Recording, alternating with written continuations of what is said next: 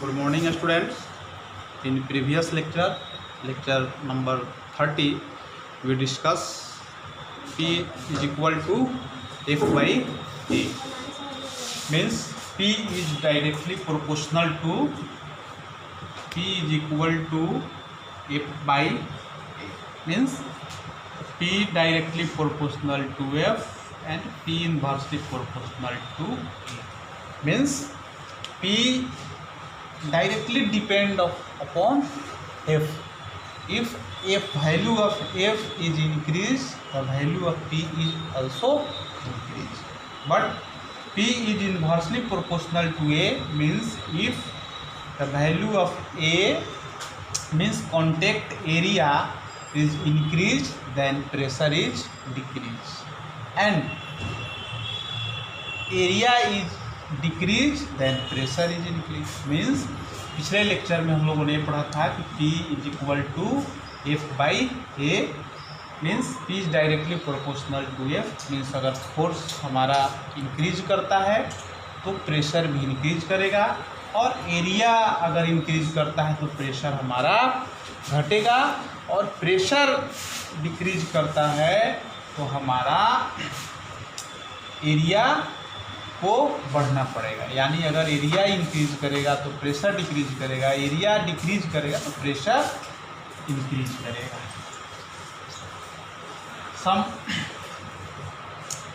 some other important terms that related to pressure.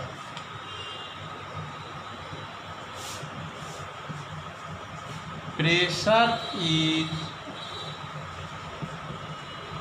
Denoted by P. हम लोग pressure को P के द्वारा डिनोट करते हैं. Pressure is denoted by P. The SI unit of pressure is pascal. Pascal को हम लोग शॉर्ट में PA भी लिखते हैं. मीन्स प्रेशर को हम लोग P से इंडिकेट करते हैं, और इसका SI जो यूनिट होता है वो हमारा पास्कल, जो कि ब्लेज पास्कल के ऑनर पे रखा गया है. पास्कल इसका SI यूनिट होता है. अदर SI इसका पास्कल के अलावा भी यूनिट होता है. जैसे हम लोग पास्कल भी SI यूनिट होता है, और न्यूटन पर मीटर स्क्वायर, न्यूटन पर मीटर स्क्वायर भी हमारा होता है. ये देखिए ये कहाँ से आता है. P is equal to F by A. P stand for P is equal to F by A. F stand for force, A stand to area.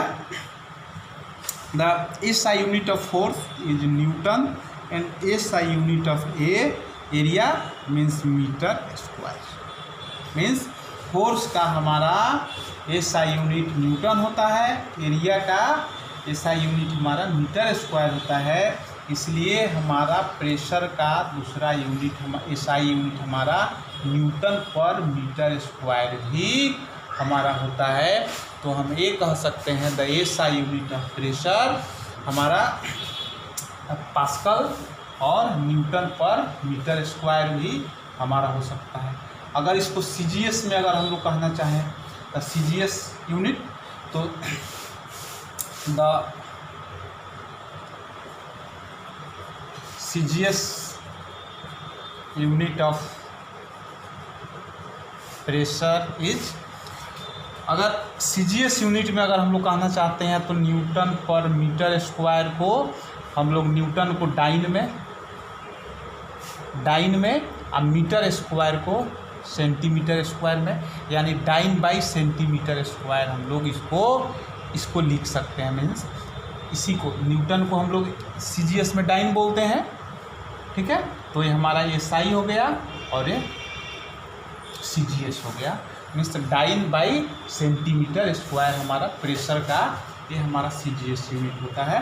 ठीक है, तो इस तरह से हम कह सकते हैं कि प्रेशर का हमारा CGS unit time by centimetre square होता है और SI यूनिट हमारा पास्कल होता है और न्यूटन पर मीटर स्क्वायर भी, न्यूटन पर मीटर स्क्वायर को हम लोग न्यूटन बाई मीटर स्क्वायर और न्यूटन N/डॉट मीटर स्क्वायर इस m का पावर -2 हम लोग इस रूप में इसको लिखते हैं। क्लियर है?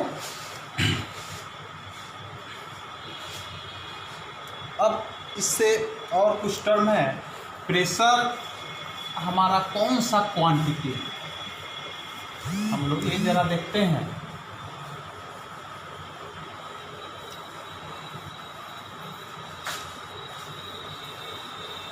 मीन्स अगर हम कहें कि pressure is a scalar quantity, pressure एक हमारा स्केलर क्वांटिटी है।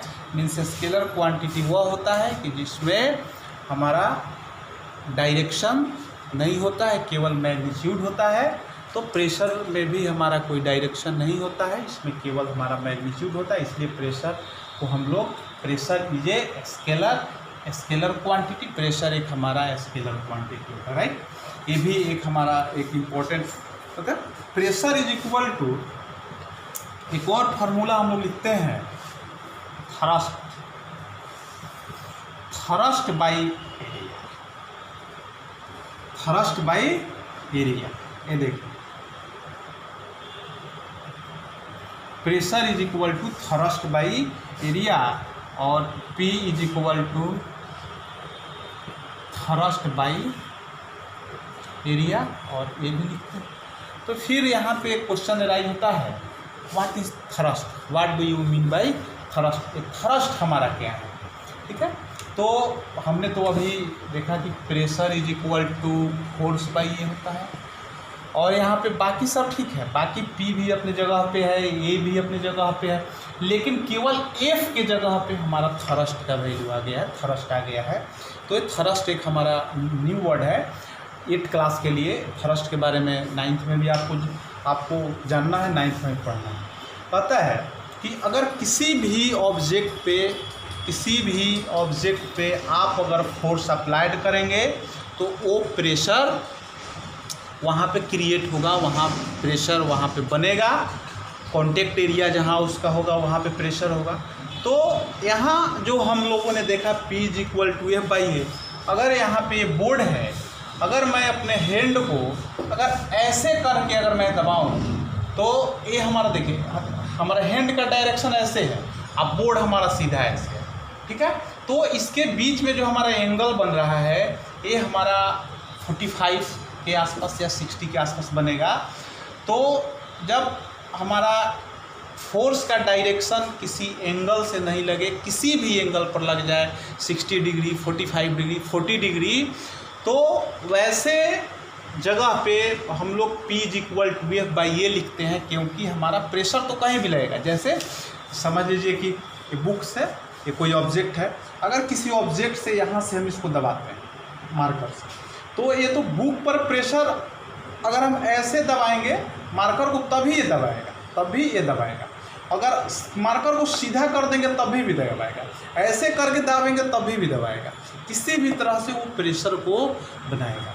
लेकिन P is equal to F/A जो हमारा फार्मूला है, यहाँ पे फोर्स का कोई डायरेक्शन यहाँ पे इंडिकेट नहीं किया गया है।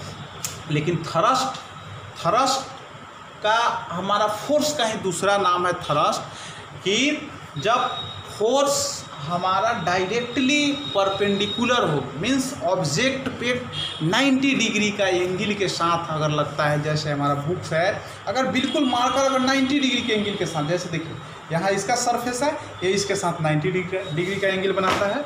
जैसे ये कोई हमारा सरफेस है, ठीक है, और इस सरफेस पर अगर किसी ऑब्जेक्ट को डायरेक्टली ऐसे इस तरह से कोई दबाया जाए नीचे की तरफ, तो यहाँ का एंगल जो है सो 90 डिग्री का एंगल बनता है। तो जब एंगल 90 डिग्री का बनता है तो सबसे मैक्सिमम प्रेशर क्रिएट होता है। तो ऐसे फोर्स को जो हमारा 90 डिग्री का सरफेस के साथ एंगल बनाता हो, और 90 डिग्री के ही एंगल को हम लोग परपेंडिकुलर कहते हैं। तो when the force is directly perpendicular to contact surface area that force is known as thrust. यानी जो फोर्स सरफेस के साथ 90 डिग्री का एंगल बनाता हो, परपेंडिकुलर हो, उसी फोर्स का नाम थ्रस्ट के नाम से हम लोग जानते हैं। क्लियर है? तो थ्रस्ट भी एक तरह का हमारा फोर्स है। तो कहीं भी अगर थ्रस्ट लिखा जाए अगर, तो समझिए कि वहाँ फोर्स जो है सो परपेंडिकुलर है। क्लियर? कि अगर कहीं भी अगर थ्रस्ट लिखा जाए तो ये समझ जाइए कि जो फोर्स वहाँ जो लिखा गया है वहाँ फोर्स का जो वैल्यू है वहाँ पे वो सरफेस एरिया का परपेंडिकुलर है। मीन्स उसका डायरेक्शन जो है सो फोर्स का वो 90 डिग्री के एंगल से लग रहा है। अगर P = F/L अगर लिखा हुआ है तो यहाँ पे हमारा परपेंडिकुलर को इंडिकेट नहीं करता है। तो इस तरह से हम लोग थ्रस्ट के बारे में चाहें तो लिख सकते हैं कि हमारा थ्रस्ट क्या है। तो P = थ्रस्ट भी हम लोग लिख सकते हैं। Force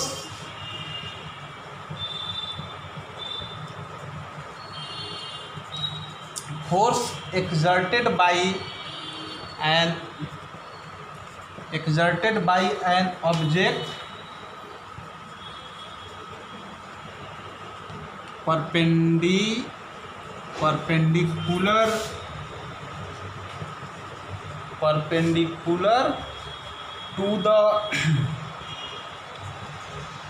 perpendicular to the surface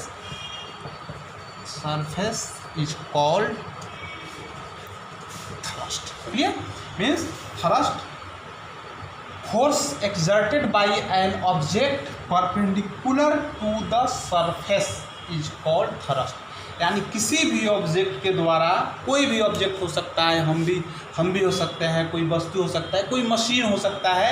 अगर जैसे हम लोग नेल को लेते हैं तो अगर वाल पे अगर हमको अगर उसको होल करना होता है तो बिल्कुल सीधा कर करके इसे हैमरिंग करते हैं कि बिल्कुल फोर्स ज़्यादा लगे तो प्रेशर भी हमारा ज़्यादा लगेगा, तो जल्दी से जल्दी वाल में इन चला जाएगा। लेकिन अगर फोर्स अगर थोड़ा सा भी हैमरिंग अगर या तो नेल को अगर हल्का हम टेढ़ा कर देते हैं या हैमरिंग को टेढ़ा कर देते हैं तो हमारा ये नेल जो होता है सो हमारा टेढ़ा हो जाता है और पूरी फोर्स जो है सो प्रेशर में कन्वर्ट नहीं हो पाता है और वहाँ पे प्रेशर का वैल्यू हमारा घट जाता है। तो हम लोग प्रेशर = थ्रस्ट बाई एरिया भी हम लोग लिखते हैं। और थ्रस्ट कहीं भी अगर लिखा जाए तो ये आपको समझना चाहिए कि थ्रस्ट का जो वैल्यू है वो फोर्स को ही हम लोग थ्रस्ट करते हैं। क्लियर? ये अपने माइंड में सेट रखिएगा कि थ्रस्ट यानी वह फोर्स जो सरफेस का डायरेक्टली परपेंडिकुलर हो, जो 90 डिग्री का एंगल बनाता है, उसी फोर्स को हम लोग थ्रस्ट के नाम से जानते हैं। क्लियर?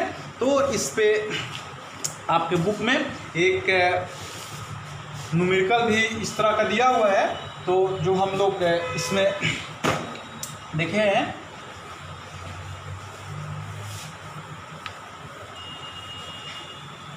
अब क्वेश्चन होता है जो हम लोग P = F/A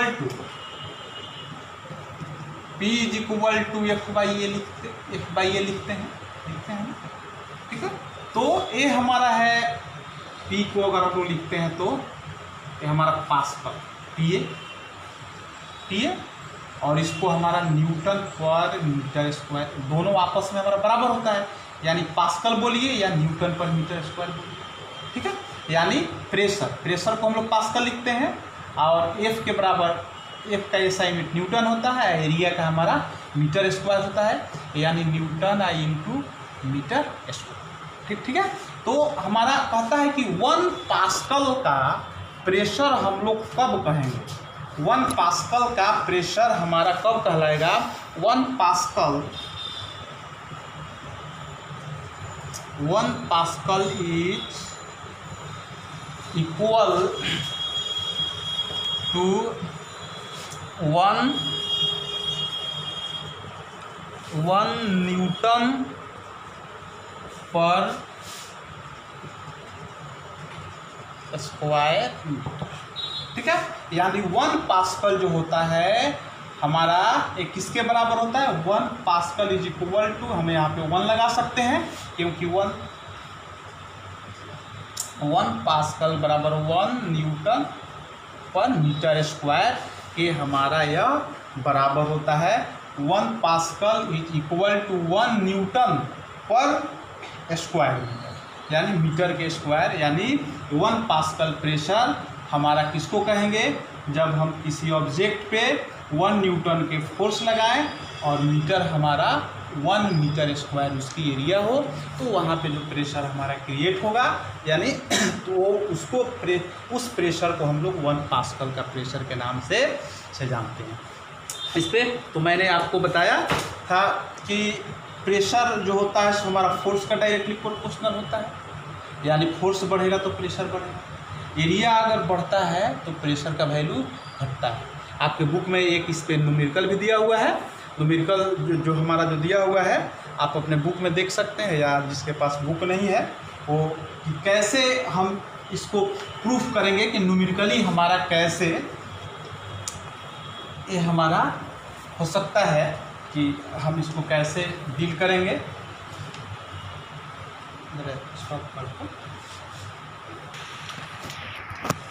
ठीक है, तो एक आपके बुक में न्यूमेरिकल दिया हुआ है और ये न्यूमेरिकल जो है सो आपके एरिया और फोर्स पे रिलेटेड है कि किस तरह से हम ये क्लियर कर सकते हैं कि हमारा अगर एरिया, अगर कॉन्टेक्ट एरिया अगर हमारा घटता है तो प्रेशर कैसे बढ़ता है। यही कारण है कि बहुत सारे एग्जाम्पल हम लोग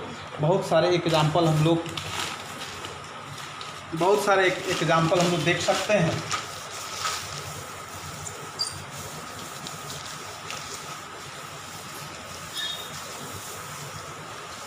बहुत सारे एग्जाम्पल हम लोग देखते हैं कि जो कहीं भी अगर जैसे नेल का एग्जाम्पल है, उसका फर्स्ट पार्ट जो हमको वॉल के साथ कांटेक्ट में आता है या किसी वुड के साथ कांटेक्ट में लाना होता है, तो वो एरिया को पतला बनाया जाता है, क्योंकि उसका कांटेक्ट एरिया घटाया जाता है, क्योंकि वहाँ पे हमारा फोर्स बढ़ जाए और प्रेशर बढ़ जाए। फोर्स बढ़ जाएगा तभी तो हमारा प्रेशर बढ़ेगा। ठीक है, या जो और जहाँ पे एरिया बढ़ाएंगे वहाँ पे, तो एक न्यूमेरिकल आपके बुक में दिया हुआ है, calculate the pressure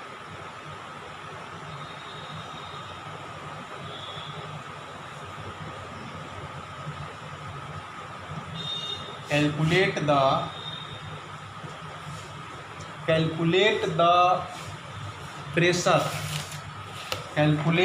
the pressure if a force a force of 600 Newton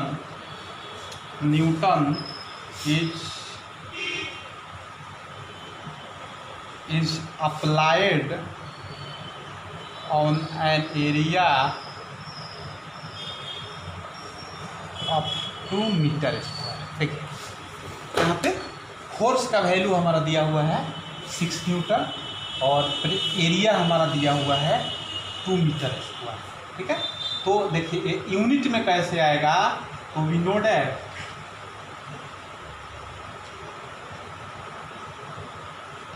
solution में हम लोग करेंगे, we know that P is equal to F by a, P is equal to F by a होता है, तो हमारा P का value निकालना है। ठीक है, P का वैल्यू वाट, F का वैल्यू हमारा दिया हुआ है 600 न्यूटन। ठीक है, और A का वैल्यू हमारा दिया हुआ है 2 मीटर स्क्वायर। क्लियर है, तो हम करेंगे क्या कि इसको P is equal to F by a अब बराबर 600 न्यूटन अब बाई 2 मीटर स्क्वायर। अगर हम इसको 2 से अगर इसको कटाते हैं तो ये हमारा 300 न्यूटन पर मीटर स्क्वायर, ये हमारा इसका आंसर आएगा, जो आपके बुक में भी दिया होता 300 न्यूटन या 300 पास्कल। ठीक है, तो ये हमारा अगर इसी एग्जाम्पल को यहाँ पे हम लोगों ने देखा कि अगर हम एरिया यहाँ पे लिए हैं 2 मीटर, कितना लिए हैं 2 मीटर स्क्वायर, तो फोर्स हमारा 600 न्यूटन है, तो हमारा प्रेशर आ गया 300 न्यूटन। अगर कहता है सेम इफ अगर एरिया अगर बढ़ा देते हैं, if A is equal to same question में अगर एरिया को अगर हम लोग 4 मीटर स्क्वायर कर देते हैं, एरिया को अगर हम लोग 4 मीटर स्क्वायर कर देते हैं, तब इसके पी का वैल्यू देखिए कि जैसे मैंने आपको बताया ना कि एरिया अगर बढ़ेगा तो प्रेशर का वैल्यू घटेगा। क्लियर? पीछे भी मैंने आपको बताया था, बार बार मैं आपको रिमाइंड करा रहा हूँ। ठीक है, P is equal to F by A, means F का वैल्यू हमारा 600 न्यूटन है और एरिया का वैल्यू मैंने आपको लिया है 4 metre square. Clear? 4 metre square. आप इसको जब इसको कटाएंगे तो ये यानी 150 न्यूटन पर मीटर स्क्वायर। ठीक है, देखिए तो जब एरिया लिया गया था 2 मीटर स्क्वायर तो प्रेशर है हमारा 300 पास्कल। कितना है प्रेशर? 300 पास्कल। और जब एरिया हमने कर दिया 4 मीटर स्क्वायर, मीन्स एरिया हमने बढ़ा दिया, हमने एरिया को बढ़ा दिया, और जब एरिया हमने बढ़ा दिया तो हमारा देखिए प्रेशर का वैल्यू घट गया। जब एरिया हमारा 2 मीटर स्क्वायर था तो प्रेशर हमारा 300 न्यूटन पर मीटर स्क्वायर था, और जब एरिया हमने 4 मीटर स्क्वायर ले लिया तो प्रेशर घट गया। तो ये हम कह सकते हैं कि नहीं कि हमारा प्रेशर जो है सो एरिया का इन्वर्सली प्रोपोर्शनल होता है। मीन्स आप अगर एरिया को बढ़ाएंगे तो प्रेशर का वैल्यू हमारा घट जाएगा। क्लियर है? फिर और सारे भी इससे कुछ है आपको प्रेशर चैप्टर का है, तो ये तो आपका सेकेंड लेक्चर है। इसके और सारे भी जो सिलेबस आपको होंगे वो मैं आपको नेक्स्ट लेक्चर में बताऊंगा। तब तक के लिए गुड बाय।